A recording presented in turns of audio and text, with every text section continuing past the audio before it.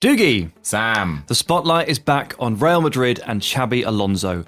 His position as manager is said to be in danger. So let's do what we do best. Talk about what's gone wrong and then start pointing fingers. He simply is not right for the job. He's lost the dressing room. He's lost the trust of the players. The players do not believe in him. You can't sack 11 players, but you can sack one manager. Xabi Alonso has a little bit more wiggle room, a little bit more time at Real Madrid so that he can continue to do what he has to do at this football club to get us back on top. I can tell you that the board feels that there is not enough harmony between the players and the manager, and that he hasn't found the formula for Real Madrid to become a regular winning side. They're not feeling comfortable with Xabi Alonso, and that is, in my eyes, the beginning of the end.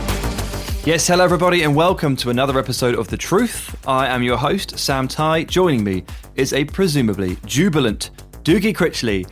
How are you, the Doogs? How are the Doogs indeed? Yeah, I actually feel just a sense of a relief really, because all week last week I felt very confident, and I'd said online, you were really confident. I said on a TV show, I said on a podcast.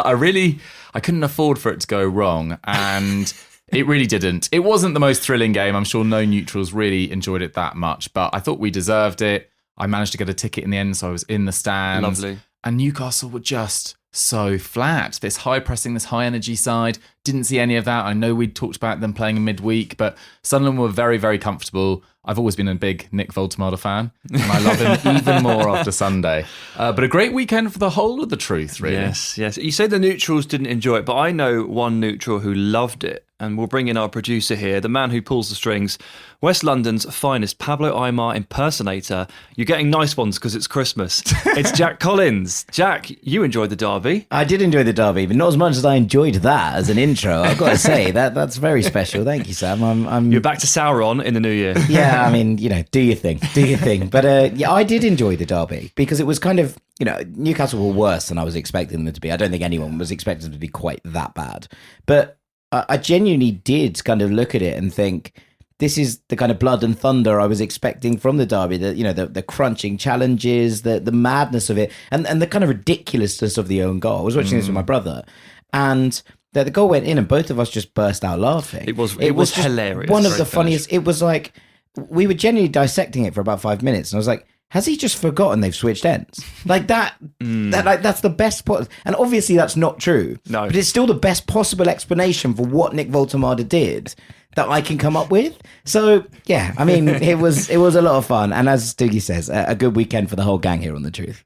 Yes, I think so. I'll get to those other results in a moment. Just before we begin, I played my opposites game for my football team this week. And you're saying a stint in goal. Final game of the year, we all changed to the opposite positions that we play. So all the strikers were in defence, all the defenders were up front, except for on one team, the two goalkeepers were playing up front as a strike partnership. Nice. And I played in goal. Are you normally a striker? No, Right. I play a lot of different positions at once. I'm like the Boubacar Camara of the team. So the only position I technically don't play is in goal. So I put the gloves on and I enjoyed myself. Are you a bit nervous? No, because I told the defenders immediately before kickoff I'm going to play like a crazed Jordan Pickford. So I had them. Everybody was More kind of anger, aware of more what was going to kicking happen. at the post, yeah. But I kept a clean sheet. To be fair, the strikers that were playing in defence did a good job of protecting me Nice, somehow. yeah. But I made a save that went straight into the groin and literally knocked me backwards. The ball rolled back to the striker. He went for the follow-up, and as I was rolling backwards in pain, my legs flipped up. No. And I kicked the ball over the bar. Really? Backwards over the bar for a like corner. a kind of René Higuita. As like a follow-up save. It was absolutely insane. Obviously, I didn't mean to do it. Don't tell everyone I know that. Don't tell anyone that. Of course I meant to do it. But Is there any video evidence of this save? No, unfortunately not. On multiple levels, I want to see it. You being hit in the groin sounds entertaining. You doing this kind of accurate accidental kick. Yeah, it sounds brilliant. It was a hell of a save, trust me. Right, let's talk about the other results. Villa won again. Yes. And did you know that we are now absolutely huge? We are officially big time. Yeah, it as a did confirm it podcast. last week because you've been saying it for a number of weeks. Oh no, as well. I meant the podcast. Yeah, this is cool. Yeah, we made a TikTok edit. Well, you specifically did. Well, yes. because I was briefly in it. you are you are dragged down by me, right? Into the mire, right? We exist as a three. We're all as bad as each other. No, I think it was fine. The clips were from a video that was effectively... It was showcasing Villa's transformation through the season, and it had a load of clips at the start which were like people doubting Villa, of which there were a couple in there from me. I like to see Jim White also in there, the likes of that. Yeah, I like to think that they were doing good scene setting and using my comments. I thought there was one potentially nasty one in there where I did say that Emi Buendia is not the answer, and then there was like a slow-mo of Emi Buendia scoring against Arsenal. But I stand by it. It's not the answer. If he was, Unai Emery might start him once. So there you go. But hey, that means we're huge. Still having a go at him. That means we're huge. You are massive. Yeah. And the podcast, it was cool to see it. And it was amongst some esteemed journalists, etc., who were way more over the top than you were in your analysis as well. So I'm looking at the clips back, honestly, it was from the podcast we did in September, which was called What the Hell is Going On at Aston Villa. I looked sheepish, borderline embarrassed. There was no malice to what I was saying. There was no joy being taken. It was me just kind of going, well, we're not very good. But there we go. Changed. And to follow up as well, Fulham beat Burnley. And we were reliably informed that Fulham never win at Burnley or something like that. So I was surprised. 71 years. It's been 71 years. Oh my God, Titanic much. Yeah, it was fun-ish. Like, we made it really hard work for ourselves, but, with Harry Wilson Ballon d'Or candidate in his prime at the moment, I don't really know if there's much else you can say, really. You joke, but him and Dominic Calvert-Lewin being probably the two form players in the Premier League, along with Phil Foden. What a turnaround. It's ridiculous. It's the big three. As they call it. The first goal that Fulham scored was just really funny. Like, really funny. That what Hartman did there at the near post, that's what most amateurs do in like did you see that last poor night? Lighting. Monday Night Football, yeah. Yeah, it was just insane. Anyway, right, let's move on to the big topic. Yes. The big topic. It's Real Madrid again. Yeah, we have already discussed them this season, talking about Xabi Alonso's start, but it does feel like a good time to kind of do an update because going into the game at the weekend against Alaves, there was a lot of speculation that if that didn't go his way, and we don't really know how true that speculation was, let's say, but there was a lot of speculation that he could well lose his job. It was Marca reporting, even the midweek before, that if they lost to Manchester City, it could happen. Yeah. Let alone what happened at Alaves. It was pretty dicey because they beat Alaves 2-1. Mbappe and Rodrigo scored. Rodrigo we'll talk about, and Mbappe throughout this episode, but Rodrigo had been in terrible form up until the last week or so. This was just their third win in their last 9 games, going back to the 4th of November and a 1-0 defeat at Anfield. In that time, so in that 9 games, they've beaten Olympiacos, Athletic Club, and now Alaves. They've drawn with Rayo Vallecano, Elche, and Girona, and lost to Man City, Celta Vigo, and Liverpool. So this result, the one against Alaves at the weekend, leaves Real Madrid 4 points behind Barcelona. And they've got this home game at the weekend against Sevilla. They also play in the Copa del Rey in midweek. But that game against Sevilla will be their final league game until the 4th of January. So it does feel like a good time to talk about Real Madrid once again, because the memories almost, and it does feel like almost like a distant memory of them being 5 points clear of Barcelona, having won El Clasico and 10 of their first 11 league games of the season. That was on the 1st of November. Since then, they've only won 2 of 6 league games, and they are now 4 points behind. Barcelona, as is their way under Hansi Flick, have scored far more goals, but the gap in terms of goals conceded is only 20 for Barcelona and 16 for Real Madrid. And whilst Real Madrid are still in a pretty decent position in the Champions League, they still sit 7th. So as it stands, would be guaranteed automatic promotion or progression, let's say, through to the last 16. They have lost 2 of their last 3 against Liverpool and City. And there are 15 sides in the Champions League within 3 points of them. So it's looking pretty dicey in the Champions League for sure.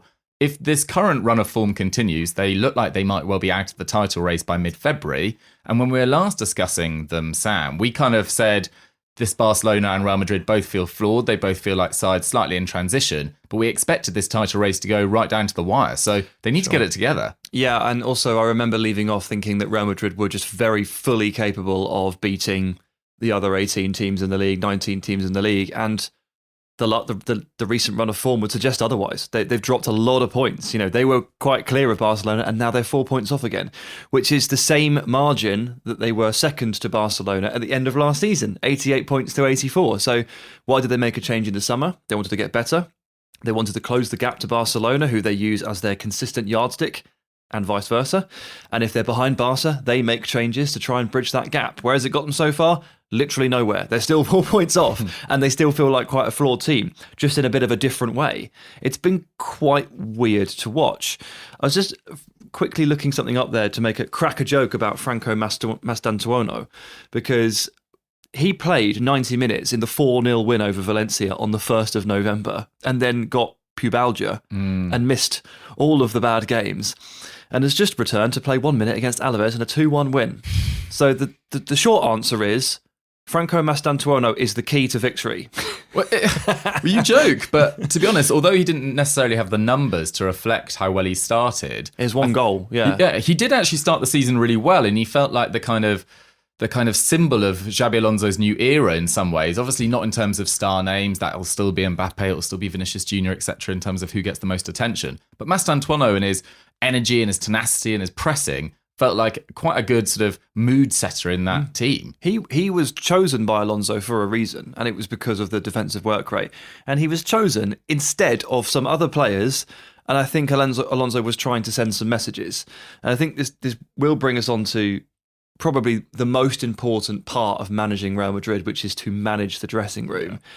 And it was always going to be a bit of a tall order to bring discipline and tactical discipline from the top down in this dressing room. It's not really the kind of place Real Madrid have ever been before, but it seems like the place they want to move to. How do you think that's gone? Well, I think the first thing to sort of say, which it almost seems like quite a straightforward point, but Real Madrid, I think in my opinion, in most people's opinion, it's the biggest club in the world, or if not the second biggest club in the world. The attention you get for playing for Real Madrid, the kind of ego that comes with being a star for Real Madrid, it puts you on a different plane to pretty much any footballer on the planet.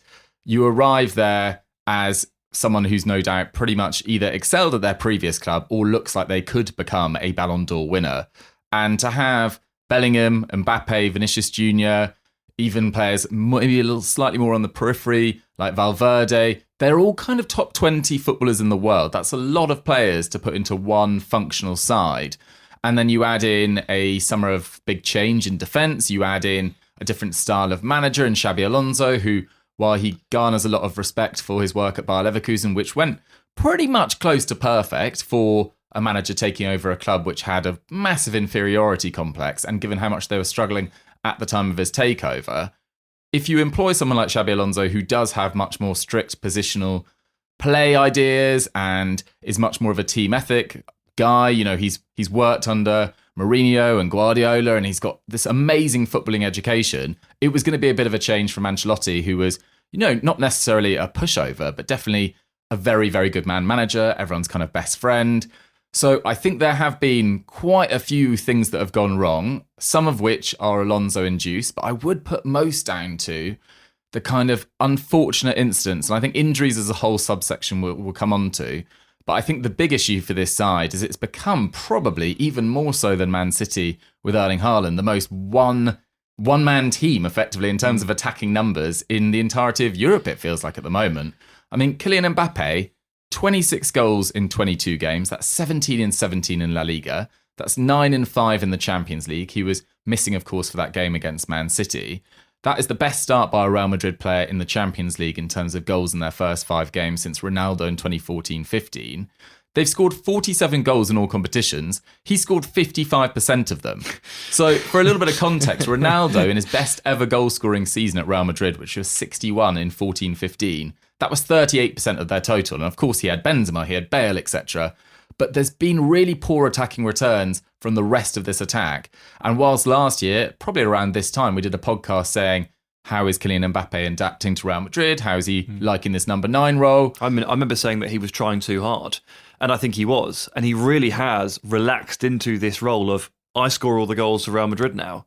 He looks amazing. He really does. He really does. And you do need other players to step up, because Vinicius Jr., he started 14 of 17 league games. He started 5 of 6 Champions League games. So he's been heavily involved. 5 goals, which is a really poor return for a player of his quality. His dribble success rate is the lowest of his career. His expected goals and expected assists per 90, the lowest of the last 3 years. Rodrigo went 32 games without scoring. That was an unwanted club record. No one in the history of Real Madrid had ever gone that long without scoring. So That must be amongst forwards, actually. Now I It's got say to that be, stat. because Iker Casillas definitely didn't bag one every 32. Yeah, I've never seen the caveat for that, but it must be amongst forwards because that is crazy. Or maybe it's amongst players that have scored a certain amount of goals prior to that as well. So, yeah, there's been a drop-off from other players as well. And then you look at some of the stalwarts of last year, like Fede Valverde having to play a lot of the season at right-back because of injury, Sam. And again, for the second consecutive year, we're kind of coming back to injuries and players moving around and just a bit of a mess. Yeah, well, injuries. I mean, look, Real Madrid decided to let Jude Bellingham play the Club World Cup, then have surgery and miss the start of La Liga, which will forever baffle me. Like, do they just completely misunderstand how important the two of those things are? They've got it completely wrong. It's the money, you morons. They can get there without Jude. Look at the attacking options they've got. I don't get it. I don't. But yeah, Trent, so pretty bad hamstring injury in like game 2 or something. Or was it go? It was, did he play 3 games or something? It was early on. Yeah, really early on. And now he's done his quad. He's out for another 2 months. Yeah. Eder Militao is out for months. Carvajal is out. Militao's massive, isn't it? It's huge. It's absolutely huge. He's the best centre-back they have. And while Dean Hyson has been inconsistent, some good, some bad, he's really young and inexperienced. Like, he's got barely anything to his name here. He's like shot onto the scene, bang, Juventus, Roma, Bournemouth, Real Madrid, all in the space of like 18 months. And it's like, you're asking a lot of this guy. And Rudiger is insane. So he always has been. And I think he had a really good season last season. Like, he was brilliant last season, actually, but then he got injured, and now it's been a bit up and down. So losing Eder Militao is really big here in a very bad way. Yeah, Carvajal's out. You don't see Mendy anymore. You don't really see Alaba anymore. Mbappe missed the Man City defeat, so even he is not infallible. I've been talking about it for the last few months, and you're probably very bored of hearing about it, but it is not a coincidence that all of the teams that went deep into the Club World Cup are really, really struggling with fitness issues, and Real Madrid are right there amongst it, along with PSG and with Chelsea. So this is something they're probably going to have to contend with all season long. And Alonso is trying to make them play an even more intense version of football than they played last year, despite the fact that they're already fatigued from last year. So I think this is going to keep happening. I'm not sure how they can really avoid this. The thing they can avoid is, like, could you stop getting sent off for silly reasons? Oh, man. And this does reflect poorly on Alonso's grip on the dressing room, I think, because they've been given 6 red cards this season, albeit 3 in one game against Celta Vigo, which was an almighty meltdown. It's so unbecoming of a team like this. Or is it? Because Real Madrid have often stropped and, complained at referees, and they had Casemiro, they had Sergio Ramos. Like, is this such a foreign concept? But when I see Alvaro Carreras basically talked himself into a red, it's not good enough. It's really not good enough. And like, Alonso can stand there on the sideline as much as he likes, and what he seemed to say to Fran Garcia when he got 2 yellow cards in a minute was a bit of a, are you effing kidding me? Probably said the same thing to Carreras. I don't know what he said to Endrick for getting sent off without being on the bench, pitch. yeah. I don't know what that deserves. He can put his head in his hands all he likes, but like, he doesn't have a handle on this dressing room. And it started all the way back at the beginning with Vinicius Jr. And like it or not, it started with picking Mastantuono over Rodrigo, over Vinny. Like, he set his stall out and he said, no, these are the attributes that I want to focus on. These are the attributes that I want to define my Real Madrid. And it's rubbed people up the wrong way. And it doesn't take a genius to figure out what's happened here, because multiple players and Carlo Ancelotti have all spoken about this and how to manage this Real Madrid dressing room. And I don't think he's doing enough buttering up. It's difficult, isn't it? I mean, Real Madrid, even in the Ancelotti era, is, of course, phenomenally successful in the Champions League. But I think even the most ardent Real Madrid fan would say they weren't always the best team, even in the final, and they often found their way to win. Of course. And so they are trying to build or implement a structure and a philosophy at the club that is much more modern in its working. And you look at the clubs that have succeeded in the Champions League in recent years, whether that's Man City or Liverpool have got to quite a few finals, Inter Milan. What are they? They were great teams. They were really... And maybe Real Madrid, even this year, with Mbappe in the sort of form he is, maybe they can get to a semi-final and a final, and then you never really know. But what is more likely to be able to lead to consistent year-on-year success is a squad that really pulls in the same direction. And these red cards against Celta Vigo, they left them in a really poor position for the next couple of games. So against Man City, Eder Militao also got injured against Celta Vigo. Their backline against Man City was Valverde, Raul Asensio, who has really struggled since his first 3 months maybe as a Real Madrid player. I mean, what I mean by that is he started quite well and then really dropped off quite quickly. Mm-hmm. Then it was Rudiger and Carreras against Man City. Against Alaves, it was Valverde, Asensio, Rudiger, and Victor Valdepeñas, a 19-year-old making his debut at left-back.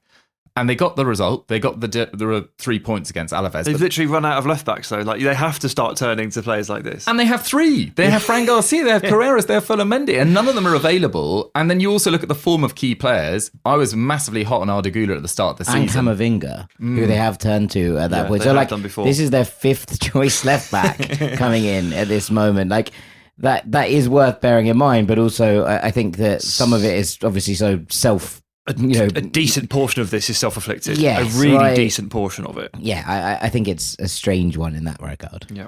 And then you look at the form of key players there. I mean, Arda Güler, 0 goals and 1 assist in his last 10 games. I've seen a lot of Real Madrid fans kind of complaining about it. And obviously, there's been changes in the composition of that midfield. He's playing in a kind of flat 4-4-2 at times as well, with Bellingham kind of tucking in and Rodrigo playing on the right-hand side. But Vinicius Jr. hasn't now scored since the 4th of October. He's played 13 games since. He's had 40 shots, I calculated, since he last scored. Oof. Mastantuono, as you said, missed 2 games with an inflammation of the pubic bone and has played 1 league minute since. So the players that you'd kind of turn to, aside from Mbappe, to kind of rescue them out of this, what I would say actually on that is Jude Bellingham's assist at the weekend was absolutely phenomenal. So there are reasons not to get too down on this Real Madrid side, and I think we could probably go into next, Sam, whether you actually feel like he will be fired given the kind of paucity of options around him, because the kind of candidates that are being mentioned, none of them feel very realistic or very exciting. Just before we go there, one question on the Vinicius Junior situation, which has been bubbling all through the season, and he's clearly not in great form, and I think Vinny is definitely one of those players that needs to be put on the pedestal and needs to feel very loved in order to get the best out of him, it's not a criticism. Like, I think the same is true of Mbappe, for what it's worth. The thing here is that Alonso, right from the start, made it really obvious that Mbappe is his guy, not Vinny, not Jude, not anyone else. It was always Mbappe. And when he was rotating the team early in the season, Vinny was coming in and out, Rodrigo was coming in and out, Mbappe always played. He barely ever rested. Even for there was a game they played against Cairo, I think, and they were like, well, this would be the good time to rest Mbappe. Oh, no. And he scored a hat-trick, right? So he always plays. And Alonso choosing Mbappe, it's not a snub on the others. However, it can be interpreted as such if you are minded to feel that way. And then the contract situation with Vinny has been rumbling on as well. And then you get these reports like, okay, lawyers have been engaged to check the Saudi connections. What the hell that means, I don't know. But it's coming from somewhere. And so it's bubbling away. And my question to you is this, and it's not necessarily Alonso's call, but it is Real Madrid's call. If they've chosen Alonso to modernise their approach and they want to stick with that, do you take the Saudi money for Vinny?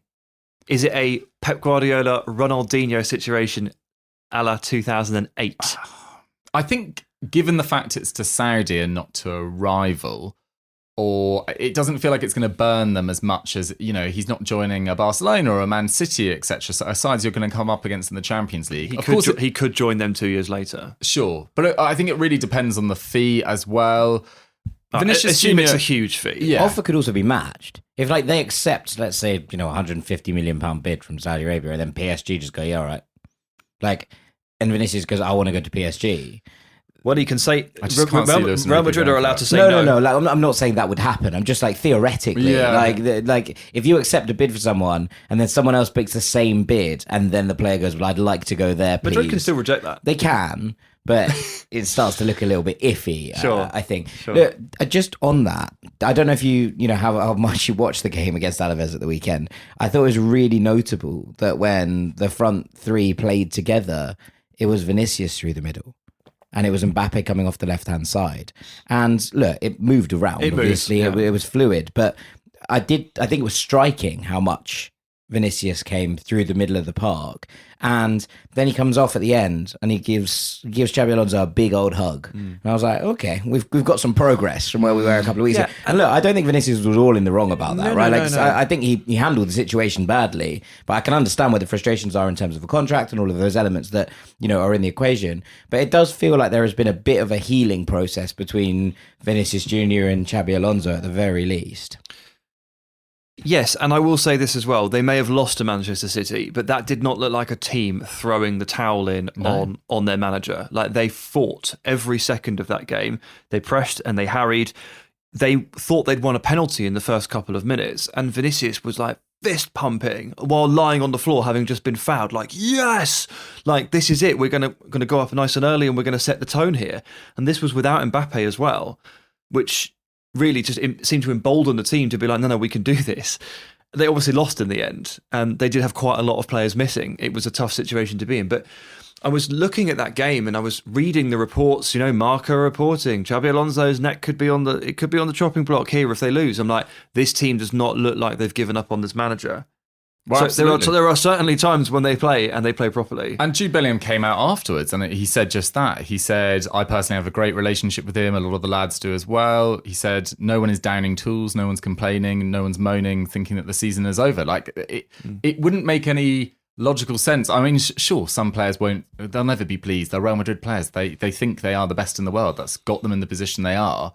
They're not going to be happy sitting on the bench. They're not going to be happy being rotated. But with the amount of games as we've discussed throughout the last 2 years, everyone, including Mo Salah, you need to take occasionally sitting on the bench or being rotated a little bit.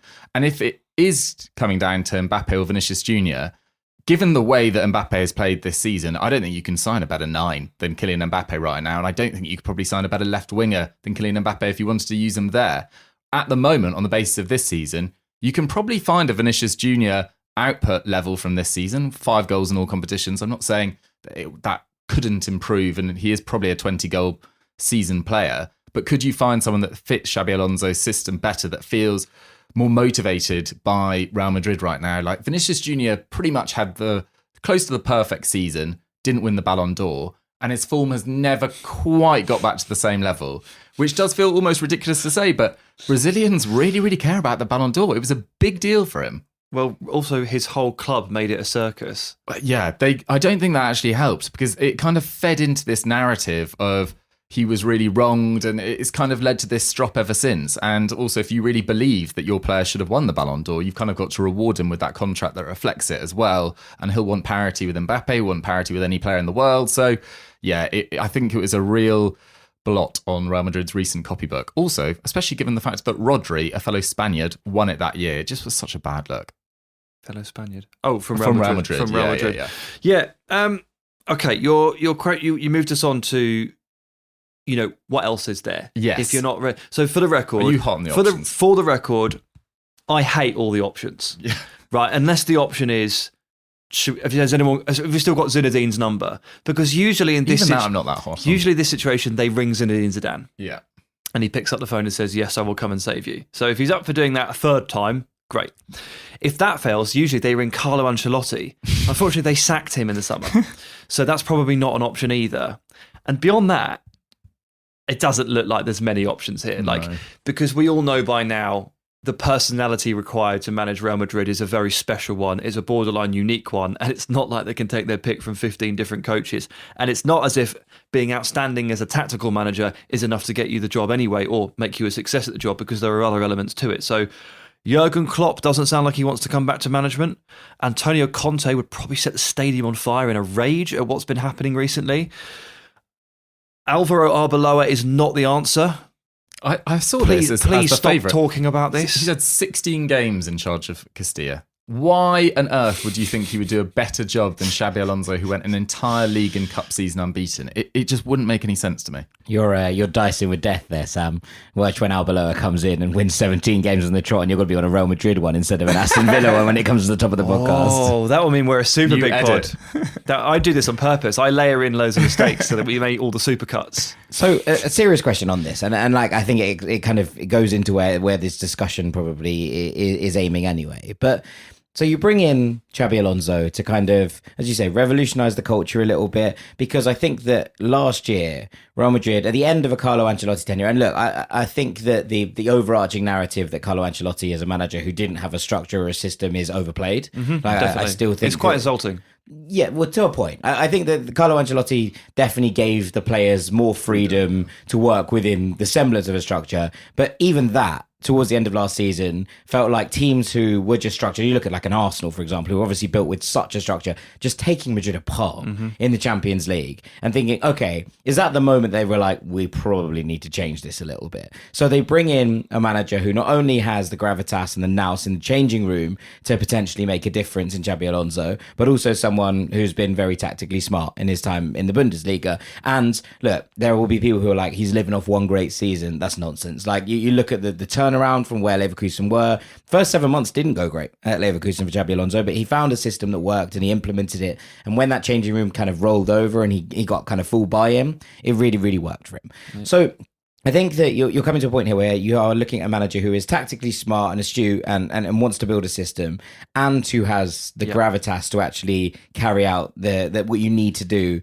as a Real Madrid manager, as an ambassador, but also, you know, to hold the. Well, you need to be able to look Vinicius in the eye and say, actually, I know exactly where you're coming from. It's basically the same thing that Zidane was able to do with Ronaldo successfully, and actually got him to sit on the bench once. And say, I actually do know what I'm talking about. But if you then look at it from the perspective of, okay, like, you know, Xabi Alonso might, you know, the players don't like it for whatever reason. Like, and look, I'm not saying that's the fact. I'm saying that's what's being reported, right? But, you know, they don't like the structure, they don't like the system, they don't like us to work back in the same kind of way, etc., etc., etc. Fine. But if they've decided last year and the players, you know, had got to a point where Ancelotti was like, we didn't win anything. Like, we've come to Real Madrid to win stuff, like to be the biggest club in the world, to win the biggest trophies. That, you know, you come in then and Xabi Alonso steps in and goes, okay, I'll tell you what, we're going to have to catch up with the rest of football. Hansi Flick's Barcelona aren't perfect, but by hell they play a system. Oh, yeah. Right? Like, it's very, very system driven. You only have to look over the road there at your greatest rivals to see what this kind of structure or tactical structure can actually do for you. So the point being that if you bring in a Zidane for 7 months, so I still think, to be honest, is probably the most likely option if Xabi Alonso gets sacked, because he's going to be like, I want the France job in the summer, but I'll do you a a 6 month deal. But you just back where you started when next summer. And look, does Zidane's methodology, which to be honest takes quite a lot from Ancelotti in terms of giving them the freedom to do that, which didn't work last season, is it going to come up short in the same kind of way? And look, I'm not going to say here that Zidane can't do it, because we've seen him do it 3 times in a row, right? And win that and come from real depths to turn it around. But I do think it's interesting that if you are moving on from that and being like, actually, this isn't going to cut it in the era we are currently in football, why you would then talk about changing it or going back to that system which didn't work for you last year. Agreed. And it also means that you just wasted 6 months of everyone's time, because you went halfway into what was almost definitely a long-term project and then ducked out of it at the earliest possible point, which is a complete waste of time and money and planning, because getting Xabi Alonso on board is great, but knowing that he coaches discipline, and Alejandro Grimaldo, the left wing back for Bayer Leverkusen, he talked about Alonso in a lovely interview where he was basically just gushing about him. But he was like, look, he demands discipline, he brings discipline, but with a little bit of freedom. And that is Alonso. Like, he's not like telling all these players, like, he's not controlling them with a PlayStation controller. He's not removing all of their creative freedom. He's giving them a structure to work out of and then letting them work it from there. He was very good at that at Leverkusen, and that's what he's trying to do here. Just underpin it with some work rate and some structure.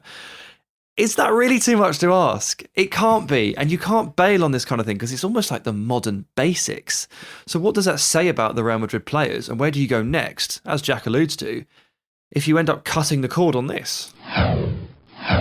Well, exactly. And I think I don't think there's anyone that's watched football around Europe over the last few years that doesn't think Xabi Alonso will be a success at the vast majority of his jobs. You know, not everyone's going to succeed at Real Madrid, and I think they'd be fools to cut it short. But this is a manager that feels like he's going to be around for the next 20 years and probably do a pretty good job at most clubs, given the way he started. You add a few key ingredients to this team, and remember, they've lost Kroos and Modric in back-to-back summers. That will take a little bit of adaptation. Fair play to Aurelien Tchouameni, who has become the star, really, aside from Mbappe in this side. He has had a phenomenal season to date. and you add a more controlling type of midfielder that's more of a difference maker from Bellingham or Valverde, who are actually quite stylistically similar, maybe someone like an Angelo Stila. You keep Eder Militao for an entire season, if that's even possible. You get Trent Alexander-Arnold fit. And I just think Real Madrid do improve pretty exponentially. Mm-hmm. And at the moment, whilst they'll be disappointed to be behind Barcelona, I think what's really annoying them right now is Barcelona feel, particularly defensively, quite a bit weaker than last year. Yep. So to have ceded that advantage they had, to have ceded the advantage they have, well, it still exists, but that head-to-head win in the El Clasico as well, and now be behind them going into a really difficult period of the season where there is a break in La Liga, but then you go into the Super Cup and then the Champions League returns, and then are you playing 2 extra Champions League games potentially for Real Madrid as well? They'll just be so disappointed to have ceded such an advantage. Yeah, they're still 4 points behind Barcelona, despite the fact that Barcelona are demonstrably worse than they were last season. And that might change for Barcelona over the second half of the season. Like, there's a bit of fitness issues on their end. As that clears up, as some answers at centre-back maybe, I don't know exactly how far it can go or how much it can change, but it might change. It does feel like they're squandering that opportunity right now. I can't disagree with that, but I don't think there is a really quick fix to this, because they have bought themselves into a 12 to 24 month culture change, tactical change, structure change. And if you bail on it now, there's nowhere else to go in a modern sense. And as Jack rightly points out, if you just keep running back to the same old, you're never going to actually install the change that you're looking to achieve in the first place. So it would ruin everything. For sure. And look, I've said it a few times. I think I said it a few months ago when we were talking about it, and I mentioned it today, but half of this first choice back line, which is Dean Huyson and Alvaro Carreras, is very young and inexperienced. It just needs a bit more time, I'm afraid. And there's nothing you can do to make Dean Huyson magically 100 games more experienced. You can't fix that. Especially when he's missing games and Carreras is suspended. You have to keep going through, I'm afraid. And I know that Real Madrid, the era, the mentality of a Galactico is ultimately, it's the quick fix, isn't it? It's if we spend £100 million on that guy, everything will be fixed. That is almost the philosophy of Real Madrid. It is the quick fix philosophy. That's how they think.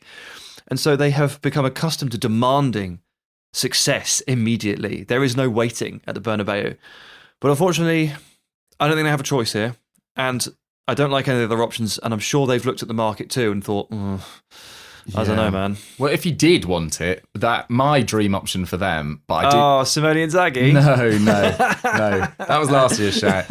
Although I still don't think it would have been the worst call. But no, Jurgen Klopp would be, I think for me, I've always imagined him coaching Real Madrid one day, but I think he does feel like he's going to take over at Germany. Apparently he's very much enjoying his role at Red Bull. Have you actually both imagined him taking over Real Madrid? Yes, Yeah. I have. I can't imagine a worse cultural fit Really? than Jurgen Klopp and Real Madrid. A man who has based his entire operation at both, at Mainz, at Borussia Dortmund and Liverpool, of the kind of Pressing. like working class culture of the city, buy into the ordinary people, like to go into the club that literally prides itself on being like higher and The better royalty, than yeah. everybody else. Like that fit culturally doesn't work for me at all. Like Doesn't need to. it's no. I think you do a good job. I think Jurgen Klopp do a good job pretty much anywhere. I agree. That is very. I hadn't thought about that. It's very jarring. I'd really struggle with the cultural Yeah. ramifications of what that would stand for, like in so many ways.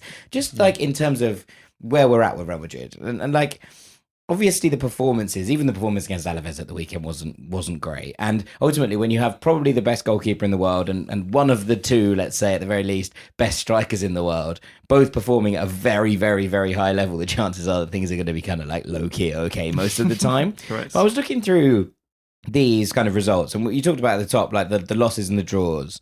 And you look at it, the loss away to Anfield isn't great because Liverpool weren't in great nick, but equally it's Anfield on a Champions League night. It's a bit like things can happen. Yeah. You lose narrowly to Man City in a game you played pretty well in. I don't think you can kind of look at that and be like, oh, be all and end all.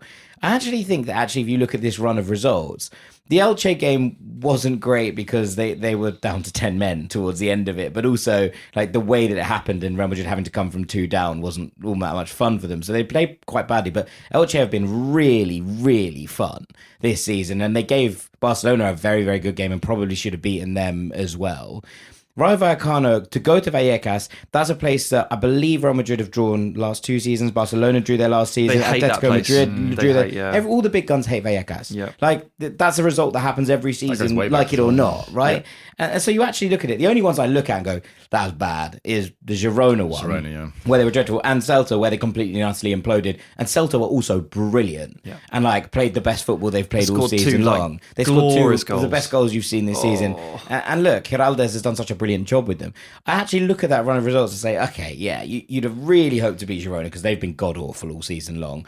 And I think you can be a bit frustrated that you didn't give Liverpool a better game and that actually you allowed Elche to go 2-0 up on you. But I actually look at the other ones. I look at that Vallecano draw and I'm like, shit happens every year. Yeah. And I look at the Man City game and I'm like, it's Pep Guardiola in a bit of a pomp doing his thing. And I understand that hurts. I think the performances haven't been great. I don't think the results are as bad as people are like potentially making out at all. But it's a story if Real Madrid have a bad half. It's just the environment. Like it's absolutely impossible. Agreed. And look, the results. Maybe you're being a bit kind there, Jack, at points, but certainly going to Vallecas is really, really difficult, and people don't necessarily understand how tough that is.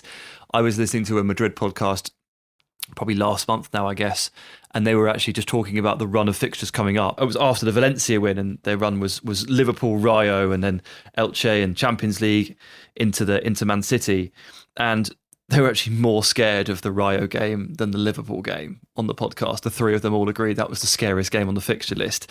So it has been a little bit of a tough run, but like they shouldn't have been that close with Olympiacos. That was dicey as hell. And that got to 3-2 into the second half, and I was like, oh my God, what is going on over there? And Girona's not good enough either. So things like results, they're not as bad as they perhaps look, but they can be an awful lot better, and it does need to turn around quite quickly. But there's no quick fix, and it sounds like we're all roughly in agreement here that this is a project worth continuing with and buying into. So if you are listening, Florentino Perez, Stick with our guy. we have pointed our fingers and we have pointed them at Kind of injuries, really. discipline. Injuries, loss of form of a few players. What is the one final thing from me is that their final 2 Champions League games look a little bit harder than they did when the draw was made. So they've got Monaco, who are now 5 unbeaten in the Champions League. They've drawn against City and Spurs. They've beaten Galatasaray. They've been pretty poor in the league this year, Monaco, but in the Champions League, they've actually been all right. Legitimately weirdest team in Europe, by the way. Yeah. That's a whole different podcast. Very silly. Yeah. And then Benfica's their final game, who, again, were useless in Europe for the first few weeks, but they've won their last 2, including against Napoli. And Napoli were horrendous on that night as well, but Benfica kind of forced it as well. So And you know who manages them these days. Well, exactly. And you can see the narrative, can't you? So those 2 Champions League games look a little bit harder than they did when the draw was made. Yes, absolutely. And they don't want to drop into the playoff again because it was difficult last time, and it will be difficult again because playoffs are horrible. And Trent will have only just come back and they still won't have Eder Militao. It's just not needed. Just not needed at all. Right, well, we're in agreement. We're in agreement. Doogie, thank you. Thank you, Sam. Jack, thank you. Thank you, Sam. And thank you for listening. We'll be back over the Christmas period with one more episode. We'll be looking ahead to the January transfer window, but for now, enjoy your holidays and we'll see you soon.